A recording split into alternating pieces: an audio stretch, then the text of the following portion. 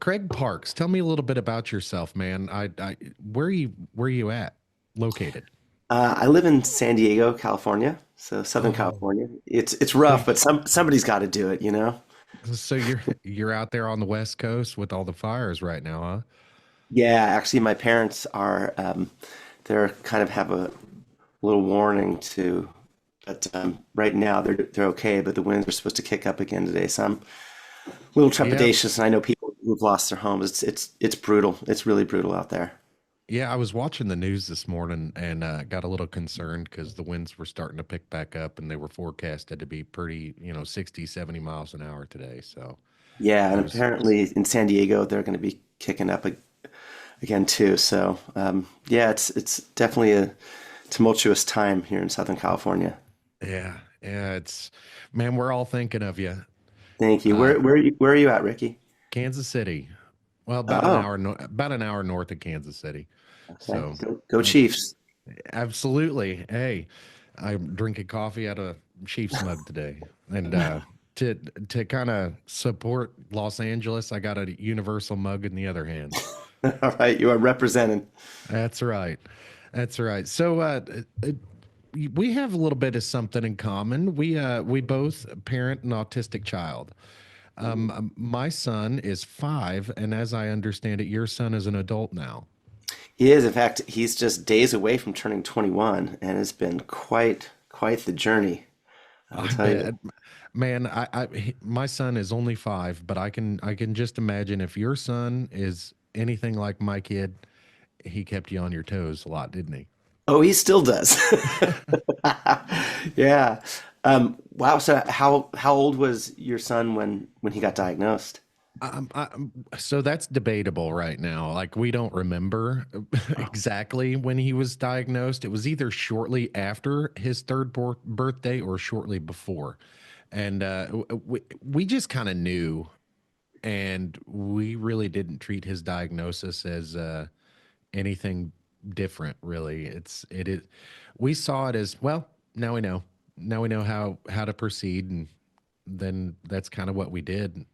That's so he's going through speech therapy and occupational therapy and stuff like that. Without that diagnosis, we wouldn't have been able to get early intervention.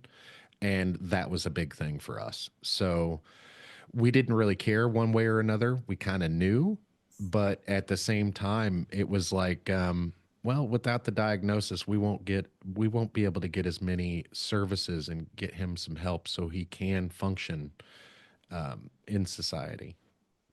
Yeah, that's how the game works, right? You have to get the diagnosis and whether, Yeah, yeah. it, It's, it was a real struggle for us in the beginning to get resources and find help. But then once we kind of settled into, I guess, a community here locally, we were able to get all the resources we needed for now and future. And we're going through the public school to get a lot of help with that too. So it's been a it was a challenge at the very beginning, but now it's getting a lot easier. So did you guys have difficulties finding resources well, for your son? my wife is a real true champion, and a researcher and like, we it sounds like you guys took it in stride a lot better than we did. We had kind of an initial like just shock, like, oh my gosh, because it's like you get pregnant and you're like, cool, we're gonna be parents and we're gonna just raise the kid, and and this was almost 21 years ago too, right? And so it was kind of a different era. Like it wasn't as common back then, and and my wife started getting like inklings that something was a little bit off, like around like when he was just a year old, because we were part of a play group, and she started seeing some differences. And back then, our pediatrician was like, "Oh no, everything's fine," because again, it just wasn't as common back then.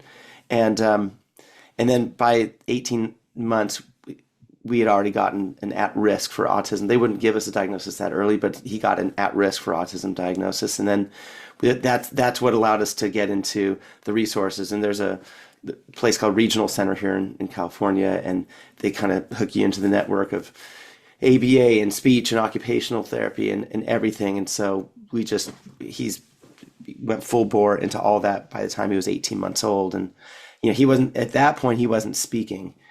He didn't, he's verbal now. He didn't start talking till he was past the age of 2. So, So is your son level 2 autistic? I don't know what really the levels, I don't know what that is, Yeah, but yeah. So it's kind of confusing for me as well because I'm kind of familiar with diagnosis on the spectrum from when you got your diagnosis for your son 20 plus years ago. yeah. So it's not like it is a spectrum now, and it's more widely diagnosed as a spectrum instead of well, you either have it or you don't. So Right, right. And it's a dynamic thing from day to day too, as yeah. how well they're functioning. Um, he lives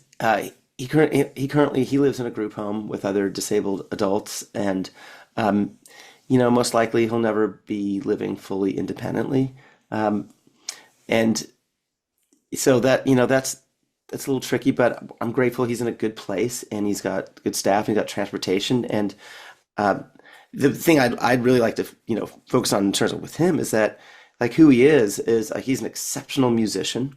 He's a great drummer. In fact, he got his first drum set at the age of 3, and this little like toy drum set, I couldn't believe it. He sits down, he starts doo, doo, bop, doo, doo. I'm like, what? That is a beat. And even before he had words, he had a melody. I remember, like, he's in his crib, and I'm like walking away from his room. All of a sudden, I hear, I'm like, oh, that's a melody, And as a professional musician, I'm like, oh yeah, like it was exciting to see that my son really has the music in him, and so like he's currently drumming in one of my bands, and he also is super into skateboarding, and he just started his own business teaching skateboarding, and he works at the YMCA skate park, and so he never got his high school diploma. He'll never go to college. Like that's just not his path. It's not his track, but he loves pumping people up through music, and he loves, teaching kids skateboarding, and he's got a lot of love in his heart, and he's got great energy, and he's an amazing soul. So, everyone's life is going to look a little bit different, but certainly as a parent, it sounds like, you guys handled the whole thing in stride. And I think for us, it was just a lot more shocking. And we had to kind of, just even still to some degree, like there's this denial, acceptance, you're on Facebook or whatever, and you see, parents of kids of the same age, like, oh, my kid's going to this college, or my kid's doing this, or my kid just got their driver's license. And you're like, that's never going to be like my path. And, as a parent.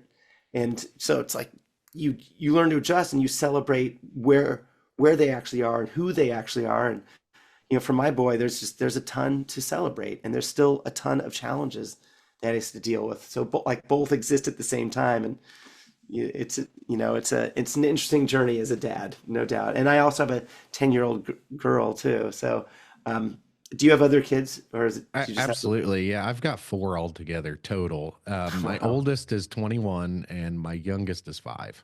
So my 5-year-old, he's the one that's diagnosed autistic. Now, I say this an awful lot in my house. So you mentioned that we handled a little bit more in stride than you guys did, and I think that's a common thing. However, for us, it was I think there's a little something wrong with all of us here in our house. So I've got ADHD diagnosed. I'm in March. I'm going to be tested for autism myself Hmm. because I exhibit a lot of behaviors that are on the spectrum, and as does my wife, as does my other children. So it's very difficult to it's very difficult to say that, hey, I'm autistic or my wife's autistic or my other kids are autistic, without that diagnosis. But there are several things that I wonder, and autism is a genetic thing. So it had to have come from somewhere, and maybe it skipped generations and this, that, or the other thing. I don't know. But I'm just kind of curious. So we have my middle son, he's 15. he has ADHD diagnosed, and it's pretty obvious. And my oldest son is diagnosed bipolar. So we're familiar with mental health issues here in the house. And like I said, like when your wife, you said your wife noticed your son was having some issues early on, and it was kind of like that for us. We kind of knew, already. And when we went to the doctor and got the diagnosis, it was like, putting a name to the face sort of thing. And we I think we just kind of embraced it as, it is what it is. And by the time we got that diagnosis, we had already had a really close relationship with our son. And which brings me to why we're here today to talk about your parenting course that you have, and A to E. And I want to talk about the difference between affect and effect, and all about your parenting course, because I found it a little fascinating that, like, there's this whole course based on parenting with love. And I myself have preached that my entire life, that, you can be poor, you can be rich, it doesn't really matter. I'm, pardon my language here, I said we're all going to fuck up our kids somehow. So it, it it's Yeah. it's just whichever way you do it, it doesn't we're all going to screw up somehow, some way. So don't worry about that. As long as you raise your kids with love, everything's going to be okay. So can you expand on that a little bit?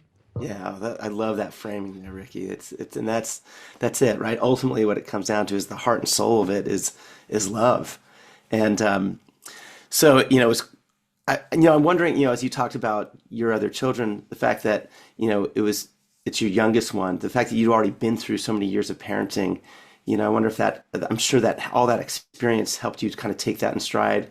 I think for us, it was our first kid, and it was like, whoa. It was, and so early on of like, okay, something is a little bit off. But you're right. I mean, I wrote a song called Give and Get, where it's really to hopefully add more empathy and compassion for people with special needs. But there's a line in there, that all of us have special needs. Like there's not one of us on this planet that doesn't have something. Like, is it a nut allergy? You need, like, 8 hours of sleep, and somebody needs, like, we all have different needs. We all have to be able to function as well as we can. And so in working with a lot of specialists, and I've been working with kids myself for over 30 years. I was, a youth director and a camp director, and I've hired, and trained so many people how to work with kids. And as a professional musician working, preschools, mom and tot classes, I just took all of these experiences that I've had and put them in, and took the best of all of it and put them into this course to help parents be able to just get more joyful experiences out of their parenting journey, from the mundane, the day-to-day part of it. Because, yes, you could take your kid to Disneyland and they're going to remember that. That's a big day. But most of parenting is not taking your kid to Disneyland. Most of parenting is the day-to-day slog. It's like making sure they're getting out of bed, making sure they're eating, making sure they're taking a bath, making sure they're washing their hands, and making sure that bedtime is happening. Like, the everyday slog of parenting. It's like, well, how do we make that awesome? How do we make that memorable? How do we make that joyful? How do we make that connecting? And so, again, I put the best of what I've learned in these 30 years from my own experiences, from working with specialists, with my son, and I created Parenting A to E. And the A stands for affect. People are like, A to E, wait, isn't it A to Z? I'm like, so, well, alphabetically, yes, but in terms of my course, it's A to E. If you can master your affect, and I'll explain what that is. If you can master your affect, you get to E, the effectiveness.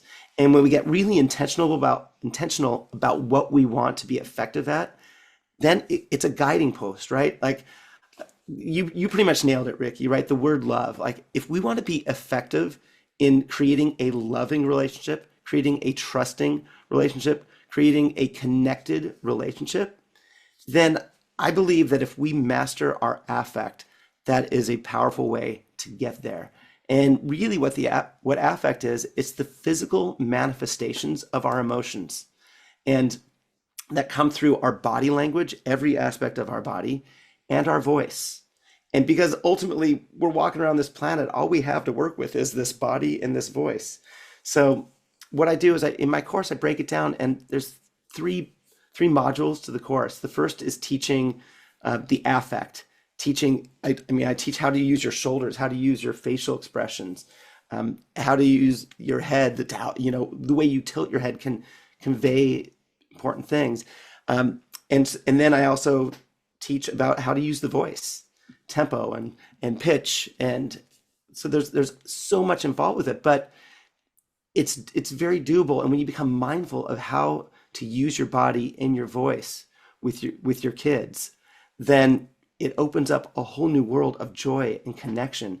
And so the second module of the course is music.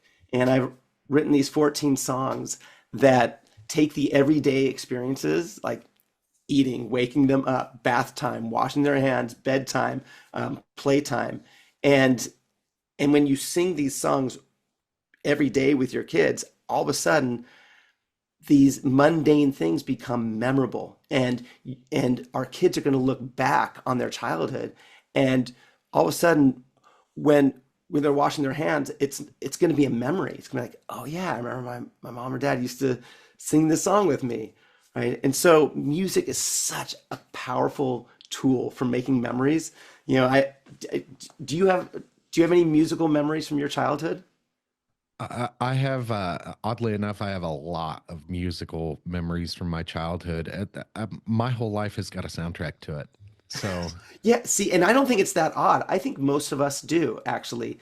And when we realize that, wow, music is that powerful of a memory maker, as parents, if we're not actually utilizing that tool that is so readily available, we're kind of blowing it, right? It's like, here's this thing that we could just use. And so I presented these 14 very easy songs, catchy melodies, that are so fun. And one of my big childhood memories is with my dad, who my dad worked so hard. He worked 7 days a week. I didn't get a lot of time with my dad. But one of the memories I do have is that he used to hoist me up on his shoulders and pop on the Beatles and Elton John and the Who, and we'd go dancing around the house. And it was such a strong memory that I ended up writing a song called "Dancing on Daddy's Shoulders" for my own kids. And I'd put my daughter up on my shoulder, and I would sing this every single day. And I actually and if people go to parentingharmony.com, they can get that song, both the recording, a video of me explaining how to use it, and a PDF of lyrics and connection tips. So it's a free resource. And I'll tell you that if you do things like that and you do them ritualistically, there's no way your kids aren't going to look back on their childhood and have sweet, loving memories of their connection with you. And that's what I want to offer parents, is this opportunity to have more love, more joy, and more connection in the everyday slog of parenting. And that's really what parenting A to E. It's from, and the subtitles, from stress to smiles, turning the mundane into the memorable.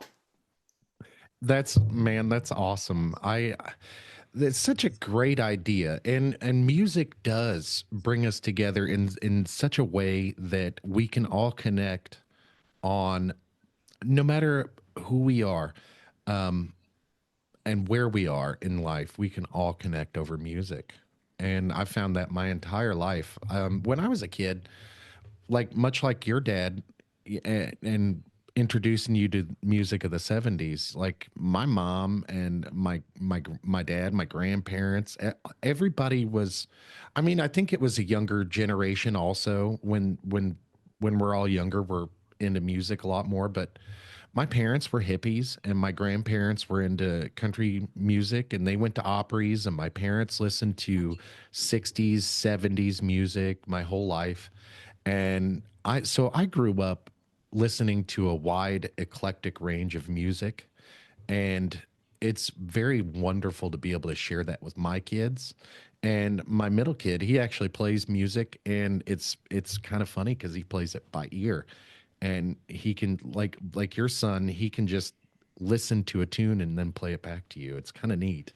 Yeah, well, with my boy, so at 3 he gets his drum set, and I see that he's totally got it, and he's this amazing drummer. And then at 5, I kind of accidentally discovered that he has perfect pitch. I mean, I don't have perfect pitch, and it was such a crazy thing. Like, oh my God, my boy has perfect pitch. So yeah, it's the gift of music is it, and it's transgenerational. I mean, it goes across all the generations. I'll do music for, Alzheimer memory places, and I'll go and I'll sing, "This land is your land," songs of that they'll just remember from their childhood. And though they may not remember their families' names, like I see them and they're singing along. There's something about music that is really deep and beautiful. Yeah, yeah, I love music so much. Even now, I'm 40, almost 40. I'll be 40 in a couple months, but I sit down and listen to music for hours, and I got a big giant stereo system, and I don't play music myself. I'm unfortunately not that talented, but um, I just it is cross generational, and not only that, but it's cross cultural as well. Oh yeah. And like we haven't spoken in the last 20 minutes we've been talking, we haven't spoken about religion at all. And I'm not religious by any stretch of the imagination. However, I understand that you're Jewish, right? I am, yeah. So how do you tie your faith into your lessons? So I mean, the course itself is not it has nothing to do with Judaism, but it's deeply spiritual in that I mean I believe that the heart of all faith traditions is love, and in Judaism it's all about, God is one, everything is one, there's oneness, there's unity, and really our whole mission is to just bring about a world of oneness where every unique individual can be there, celebrated for their unique selves, and create more peace, more love, more justice, more compassion, and more freedom in the world so that we can all celebrate this thing called life together and do it joyously. So, Absolutely. I so think for that's instance, one way to stay positive as well in the oh lessons. yeah, Yeah, definitely, definitely.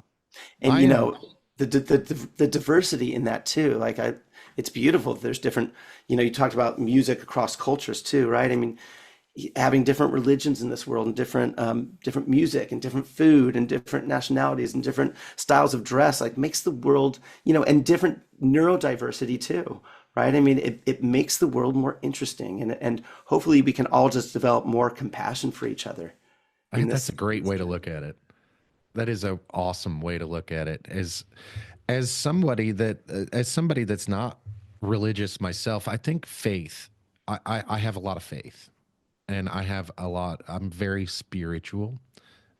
So I'm a Christian also, but I'm not really religious, and the reason why is because I had so many bad experiences when I was a kid that tied to just b- bad spirited people that didn't have our best interest or even their best interest at heart.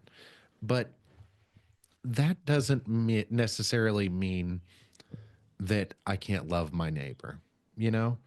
And I think the golden rule is one of those wonderful things that Judaism, Christianity, Muslim, it doesn't matter culturally, religiously, it doesn't really matter. We can all be good to each other and treat people how we need to be or want to be treated ourselves. And I think that's very important to teach kids at a young age. And is your program targeted towards any specific age group? Yeah, it is. It's really for parents who have kids 0 to 5. I didn't talk about the third module. Third module is 10 activities that parents can do. And certainly some of the activities are great for kids beyond the age of 5 too.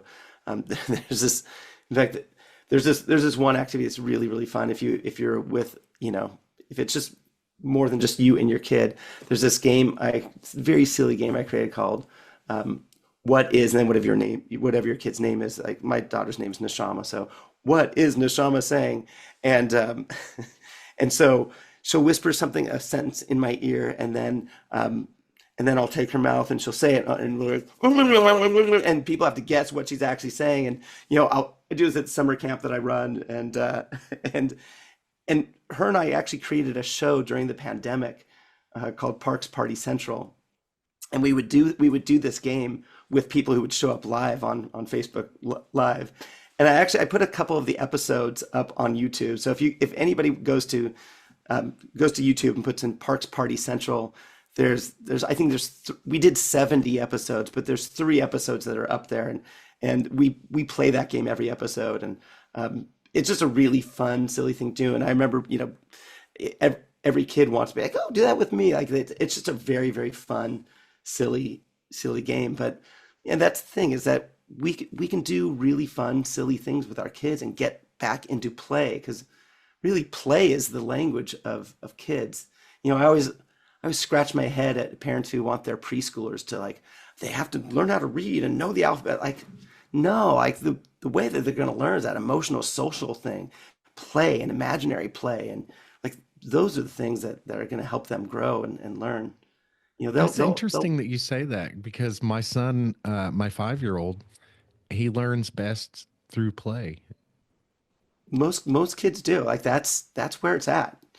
And so many preschools that they try to be academically, but it's like, no, I'm just really, like, all the research shows it's like, no, like, kids will learn, they'll learn the alphabet, they'll learn to read, but Yeah, we're too poor we're too poor to care about all that. It's we're if we're walking and talking when we go to kindergarten, that's great. yeah, like, can they learn how to interact and be with other human beings, and learn how to play and get creative and problem solve. Because That's what at the end happens. of the day, that right there, problem solving, is what we've got to teach our kids, you know, in for life anyway. Regardless if we're, teaching them how to read or math or anything like that, problem solving is going to help them, you know, apply math, reading, science, all Absolutely. that stuff. And so, that's one of the best things we can teach them is problem solving. Absolutely, and letting them know that we believe in their ability to problem solve, and that, I mean, we go in to rescue our kids with everything. We're really inadvertently giving them the message that we don't really believe in you. Like, when I work with kids and when I train people to work with kids, at the camps that I would run, I would train my counselors that if a camper would go up to them and be like, "Oh, so and so did this or that," I would be like, "Well, we're going to actually coach them on how to go back to that kid and have a conversation. We're not ever going to do the, well, you wait here, I'll take care of it routine. That's traditionally done, in schools or in places." And it's like, no, like, if you tell a kid, well, wait here, I'll take care of it, you're basically saying to them, we don't believe in your ability to solve this, but if we give kids coaching on how to communicate effectively, man, and how to problem solve and how to deal with conflict resolution in a healthy way, man, the world would look radically different if we had all been taught that as little kids, right? Instead of, going and talking shit behind people's back, go directly to them and say, "Hey, this isn't working for me. Can we figure this out together?" See, that's kind of how I am. I'm kind of I've so my friends kind of know me as like the most honest person that they know, and I'm honest to a fault, man. That so the weird reason why I do it, to be honest with you, is so nobody can use my words as a weapon against me. And like, I'm very honest about who I am, and I'm very authentic and in my delivery, all that good stuff, so that in a confrontation, nobody can use my words against me. I said what I said, I'll own it, and I won't say anything behind your back that I won't say to your face.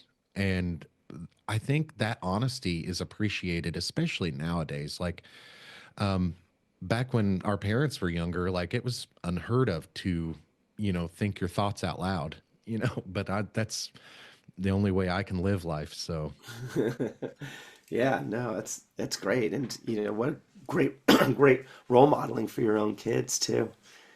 You know, I think so, but that I, I worry about that an awful lot. I worry about, will my kids like me? Because I'm a rough and tumble kind of guy. I get angry, I freak out all the time. But I think what kind of sets me apart from a lot of parents is I'm honest about it with my kids. I'm honest about how I'm feeling, and when I'm angry and letting out my frustrations, I'm honest with them and like, hey, the same things that are wrong with you are wrong with me, and I'm having difficulties processing everything. I'm sorry I'm yelling. It's just my fuzzy little head's exploding, and I'm honest about it, and I think that helps them understand where I'm at, but it also helps them to understand that even though we are in chaos at this moment, everything's going to be okay. Ricky, that you bring up such a good point, right? The fact that like you get angry sometimes. Well, guess what? All of us do, right? Like we're all human, and as parents, we are certainly going to get frustrated and we're going to get angry. And the affect part is like, can we as the adults, can we as the parents understand when we're angry and when we're frustrated, and because we're allowed to be, right? We're and our kids need to know that we're allowed to be angry, and they need to know that they're allowed to be angry and they're allowed to be frustrated. Like they don't have to be good little children that are happy all the time, or they're allowed to get pissed off too, right? And we are, because that's part of what it is to be human. But with our affect, like we need to understand, like how are we using our voice in this moment, you know? Like, and what's the effect of yelling, you know? Because our affect is going to really, it's going to produce an effect. And so we really want to, like, I don't know if you were yelled at as a kid. Like I got yelled at times, and it's like, man, it made me just cower and shudder and feel scared. And I think it's possible for us as parents to be really angry and be really frustrated, and to be mindful of our affect, because just because we're angry doesn't mean that we have to yell and scream, and it doesn't mean that we have to yell and scream at our kids, right? It Like, I love the way that you put it. You could be like, look, I'm actually really angry right now, and like for me, when I recognize that in myself, I know that I don't want to say something I'm going to regret. And so if I have enough mindfulness where I can say, I'm really starting to lose it right now, I'm going to take a little break because I I do not want to take it out on you guys, but I need some space right now, you know. And on those times when I do lose it and I do yell, I go back and I repair it. When I Yeah. do something, and I let, and I think that, for parents who think like, well, no, you don't ever apologize to your kids. I'm like, no, of course you do. Like, Yeah, I apologize all the time. yeah, right. I mean, you role model for your kids how to repair your relationships that are meaningful for you. And when there's a break, because all of us will lose it at times, to be able to go back. And I mean, I remember once my daughter spilled water multiple times in the back of the car after, like, and there was one time I lost my shit, and like I ended up like grabbing a piece of paper. It ended up being one of her pieces of art, and I started like soaking up the spill with her art, and because I was just, and when I calmed down, I felt so awful. Like, and I went to her afterwards. I said, that was not good of me at all. I said, I am so sorry. I really lost it. And I'd let her know I'm committed, to that, when I get that angry, to take a deep breath and never do that again, and let her know that I felt remorse and that I saw that that was not how I want to be. And I told her, I said, I'm going to get angry again.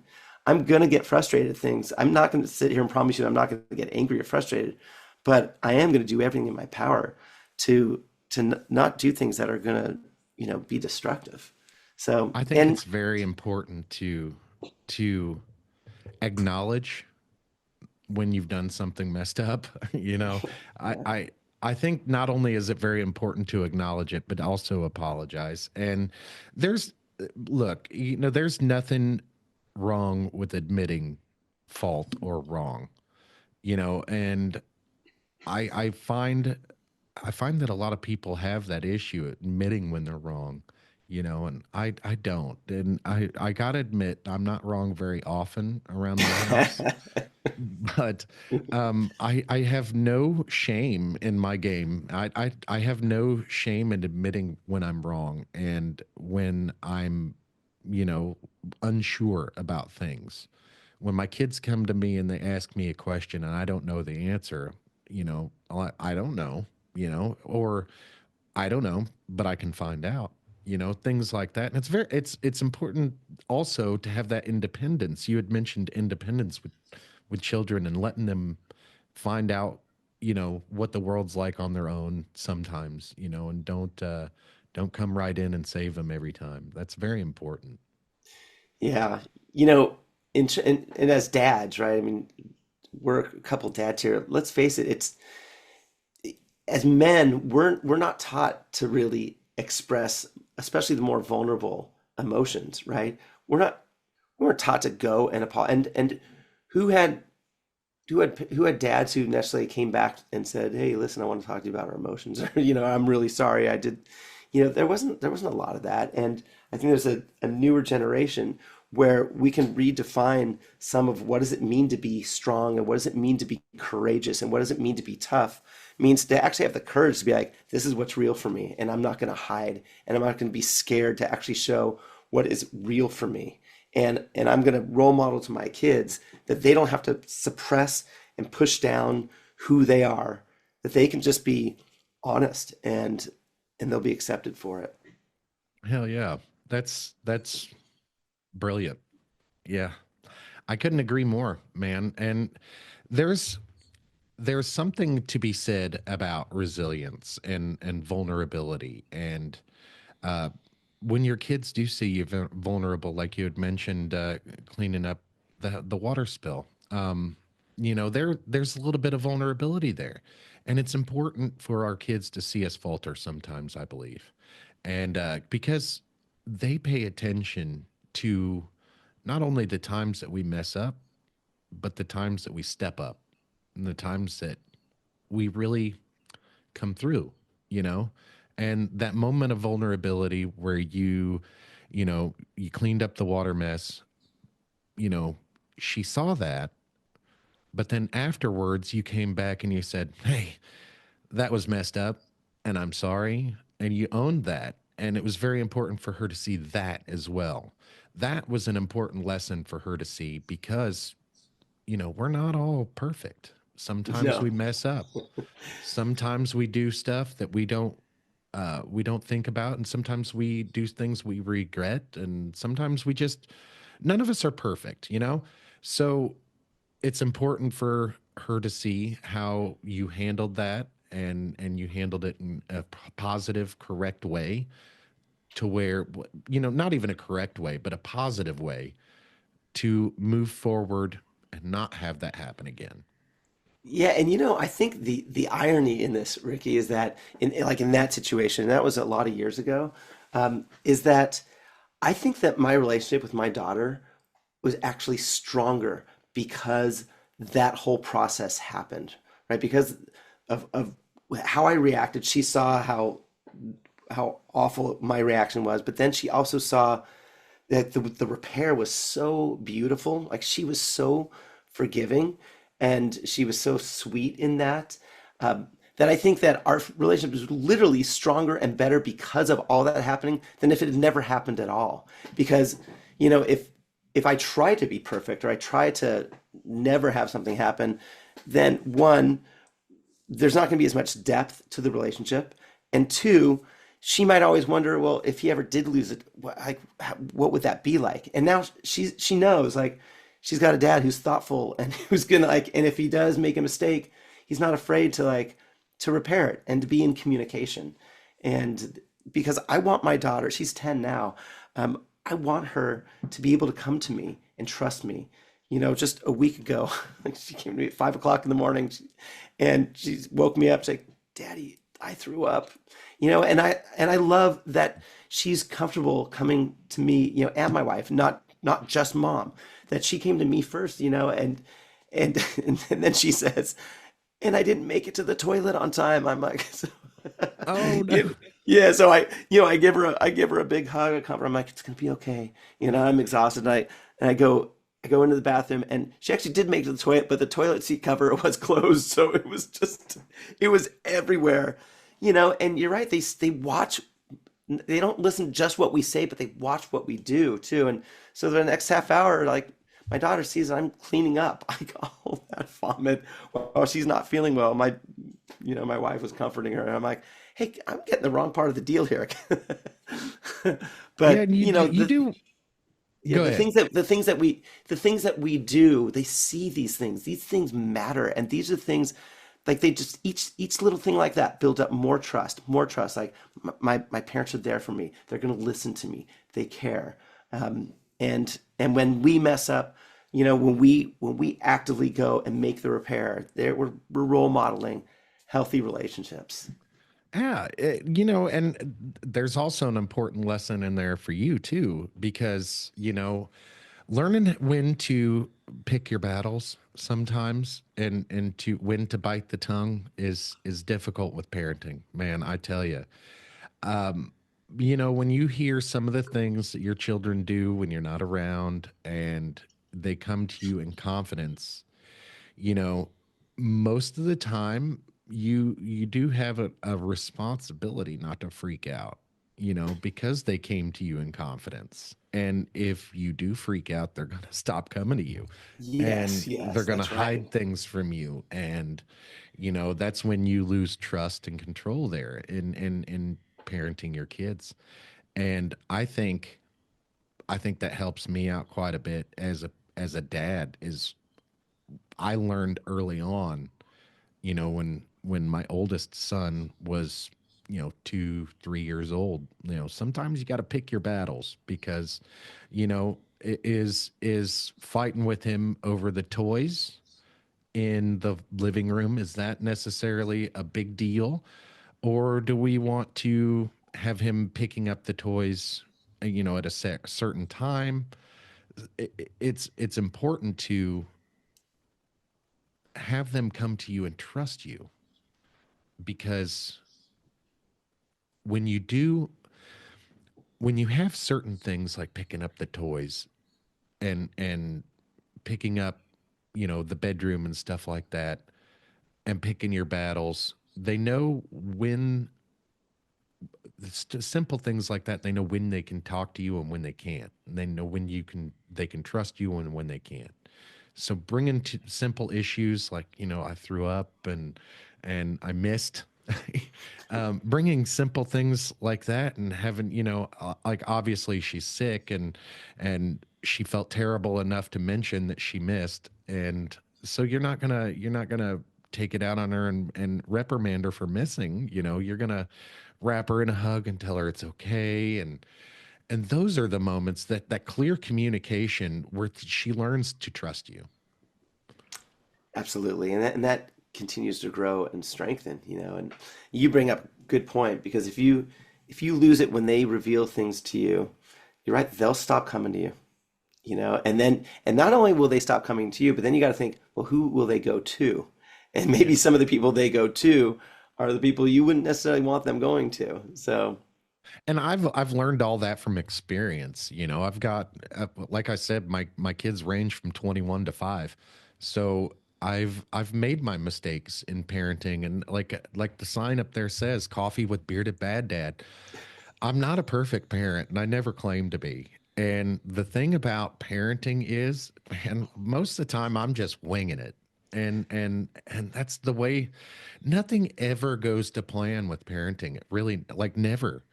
It doesn't matter if you plan your child to be a doctor or a lawyer, and they do end up being a doctor or a lawyer, something probably screwed up along the lines to get them there. So we're never going to be perfect. So don't strive for perfection. Strive for love. Strive for yeah, yeah. empathy and understanding and communication. That's huge too. And with your course A to E, you learn all that stuff through your songs, and like you said, the communication aspect of washing hands and stuff that just becomes like well, occupational therapy, for a lack of a better word. They carry those lessons from 3 years old to adulthood. Oh, they totally do. I was reflecting back on my first grade year many years ago, and there's not a lot I remember about the day to day of first grade, but there was one thing that I do remember. Mrs. Andrino, my first grade teacher, well, she always wore dresses. That's something I remember. But at the end of every single day, she ended every day with this particular song. Goodbye, everybody. Yes, indeed. Yes, indeed. Right. And I'm thinking, here I am, like almost 50 years later, like I still remember that song. I don't remember much else from my day to day, but music. And it's like, oh, okay. So this is, if, like you say, Ricky, like this is about striving for connection and love.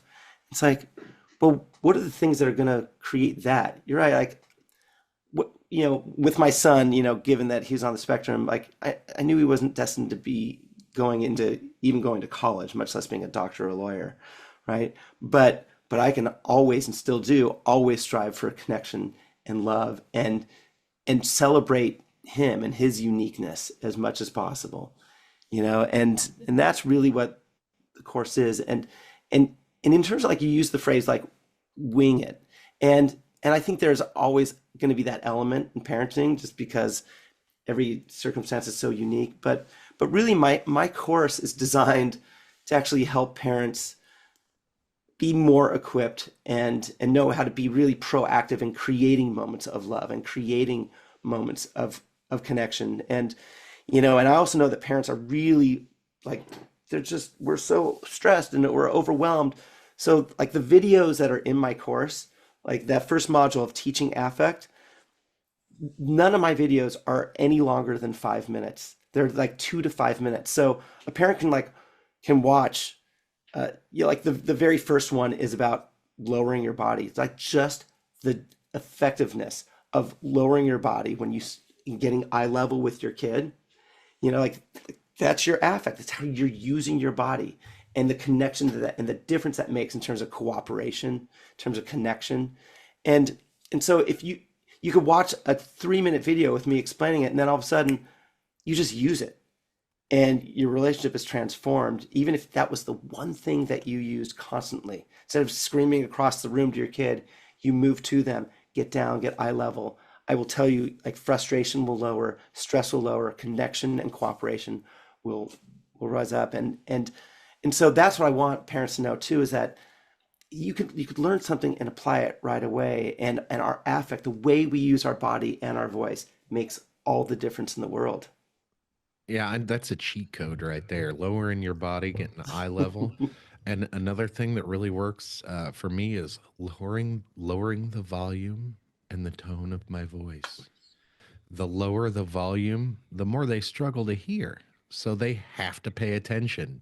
And it doesn't necessarily work for my 5-year-old. And it's funny, we were mentioning names. My son's name is Rocket. My youngest son's name is Rocket. And you could be right next to him and eye level with him and speaking gently and trying to get his attention, and he doesn't care. He's just in his own little world most of the time. But with the other kids, it absolutely works. It's 100%. It's a cheat code, I think.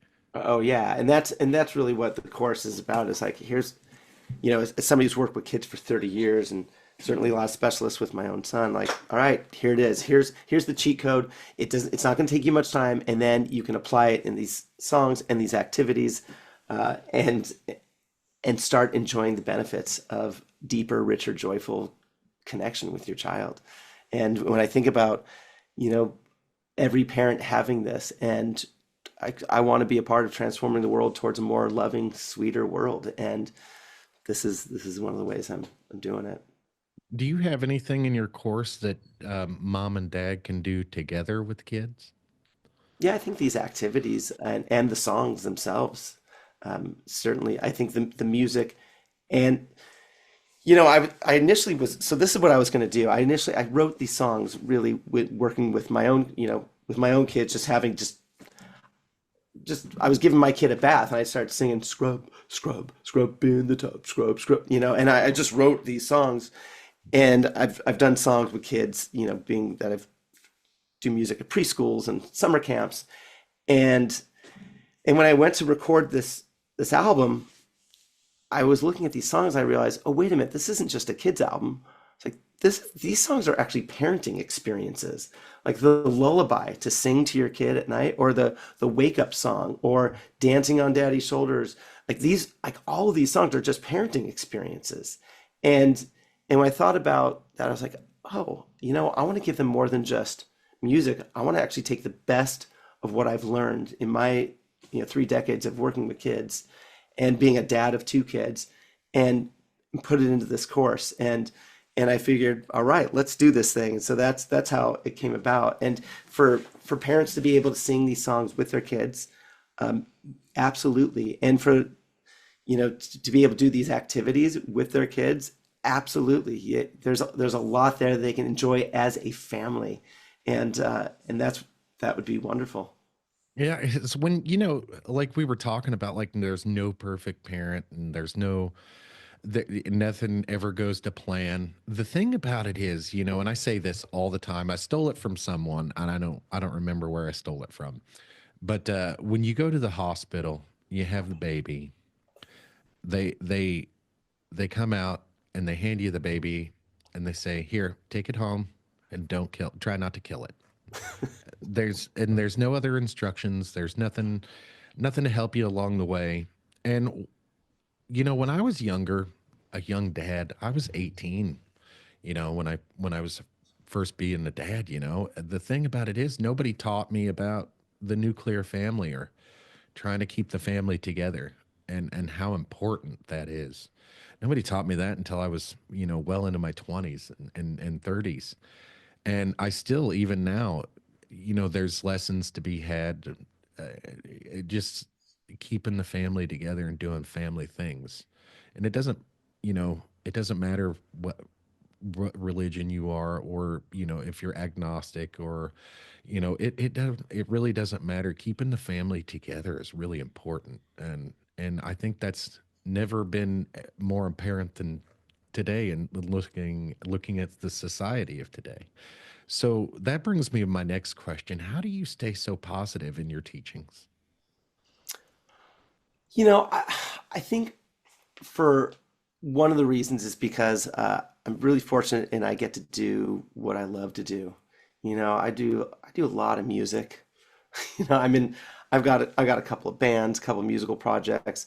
I'm a musical director at the place I work, and I also help run the school, and I get to be a part of spiritual curriculum, and so the things that I get to do are really pretty cool. I run meditation groups, and so I meditate daily. So that like there's a lot I get to do that I really love, and that helps keep me in a really positive frame. And I would just suggest to anybody listening to this is think of the the question of what is it that recharges you. Think about what is it that you love that just fills you up with joy, because that's an important part of the process. And it's one of the things I actually address in my course for parents is take care of you. Like don't deplete yourself, because you know you could view it as like, well, I'm just giving all of my kids, like, and being so selfless. But if you are running ragged to the point where you're like a tinderbox where the next thing is going to set you off and you're so frustrated you're going to yell and scream, that actually doesn't serve you or your kids or your family. Taking care of your well-being is really, really critical, because you got to have something in the tank to give. Yeah. And it's like if you yourself are on the floor, it's hard to help somebody up. So Yeah. I know exactly what you mean. I talk about that all the time when like parents, a lot of parents in my generation, the millennial and elder millennials, a lot of parents of my generation always said, always put my kids first. My kids first. And for me that's backwards. I take care of me first. And a lot of people think of that as selfish. And I don't think so. I don't think that it's as selfish as one would think, because without taking care of me, I can't take care of anyone else. And I use that airplane analogy. When you fly in an airplane and the mask comes down, put your mask on first, otherwise you can't help your neighbor. I use that analogy all the time. It's you got to take care of yourself. You take care of number one, and then you can take care of number two, three, four, five, so on and so forth. And I think that's very, very important. And that's awesome. That's one of the things that you like to teach in your teachings and in your course, because, like, man, take care of yourself is really important, because not only can we not struggle, not only do we struggle to perform for other folks when we're not taking care of ourselves, but like, who wants to walk around being pissed off all the time, you know? Yeah, I love the phrase that you use when you said, "Yeah, I take care of me first," right? You didn't say, "I take care of me only," right? You say, "I take care of me first in order to be able to serve the people that I love." I actually I wrote a book that's available too, called "How to Stress Less and Have More Fun with Your Kids," and then a whole section of that ebook that I wrote is on that, is take the importance of taking care of yourself and ways to do it so that there's actually a plan. And it really is not just it's and to create that shift in mindset of like it's not a selfish act to make sure that you know that you get enough sleep, or that you get enough rest, or that you take 5 minutes of your own time to just you know call a friend, or whatever, or listen to your favorite song, or whatever it is. It's going to help you reset and feel okay, I can deal with the rest of this day. If you're in, like that's really important. Our kids need us to be in a good space, because when we're not, that's when more breakdowns and more rupture in relationship can happen. Absolutely. Well, you know what? I got one more, well, one more subject to get into, and then I'll let you get out of here. So, being out there in San Diego, I'm a big UFO fanatic. Being out there in San Diego, there's a lot of UFO stories out there. Do you see any UFOs out there ever? Well, so San Diego, I don't know if you know or not, is a military town too. So there's all sorts of flying things, military objects that are up there. I myself haven't, not that was like really distinct at least, but who knows? Like, it's a mysterious world and universe that we live in. So Absolutely. As you mentioned, it is a military town out there, and there's all kinds of shit flying around in the sky. So, it's hard to I'm sure there is UFOs, like, you don't know what they are, but so they may, yeah. And, and also like in this generation of drones now, I mean, it seems like everybody's got a yes. drone. So there's all sorts of things that are flying in the air at all times. Yeah, I saw a car the other day that you could so I didn't see it. It was like a commercial of what's coming. And it's this car, it drives down the road, and in the back of it, it's got this little drone that you, as passengers, get into, and it comes out of the back of the car, and you just fly around in this autonomous drone to your location, wherever you wanted to go. And I thought, we're not too far from that. We heard about all the drones in New Jersey. Could have been what that was, is testing. We don't know.